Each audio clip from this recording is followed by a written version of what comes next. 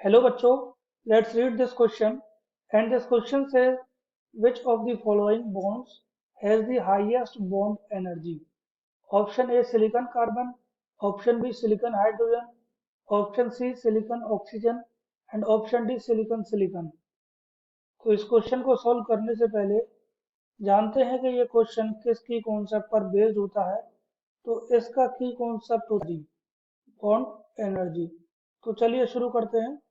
सबसे पहले जानते हैं कि बॉन्ड एनर्जी क्या होता है। So bond energy, it is the amount of energy. Bond energy is the amount of energy required to dissociate bond between two atoms. Required to dissociate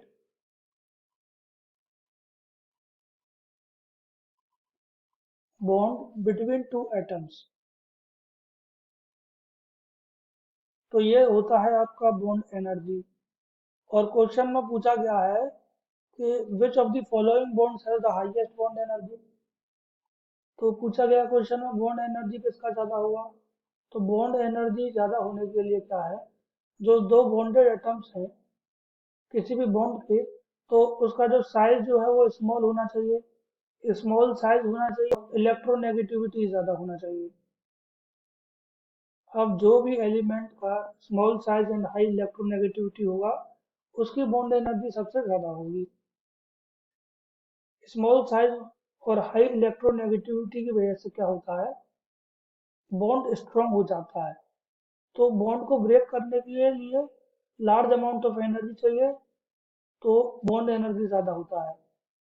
तो बात करते हैं सबसे पहले सिलिकॉन कार्बन, सिलिकॉन हाइड्रोजन,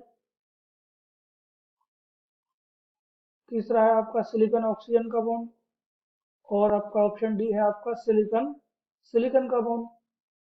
तो अगर हम साइज की बात करें, एटॉमिक रेडियाई की बात करें, तो एटॉमिक रेडियाई और एटॉमिक रेडियाई में अगर हम लें तो सबसे जो कम साइज होता है वो होता है हाइड्रोजन। हाइड्रोजन से ज़्यादा साइज होता है ऑक्सीजन का, और ऑक्सीजन से ज़्यादा होता है सिलिकॉन का, एंड सिलिकॉन से ज़्यादा होता है कार्बन का।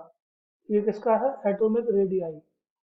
Atomic radii. और अगर हम इलेक्ट्रोनेगेटिविटी की बात करें, तो इलेक्ट्रोनेगेटिविटी में क्या होता है कि देखिए एटॉमिक रेडियस, और हम बात करें इलेक्ट्रोनेगेटिविटी, तो इलेक्ट्रोनेगेटिविटी सबसे ज़्यादा ऑक्सीजन की होती है, उससे कम होती है आपकी कार्बन की, उससे कम होती है सिलिकॉन की, और देखिए हाइड्रोजन किससे कम होती है,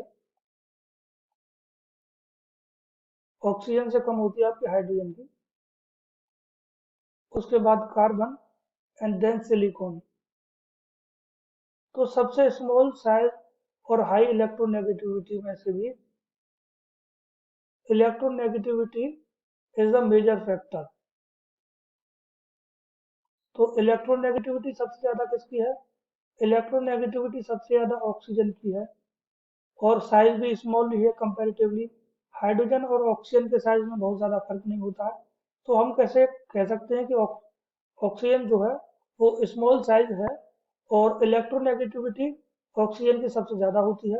तो because of small size and high electronegativity, silicon और ऑक्सीजन का जो बॉन्ड होगा वो बॉन्ड बहुत ज़्यादा स्ट्रांग होगा, उसकी बॉन्ड स्ट्रेंथ बहुत ज़्यादा होगी।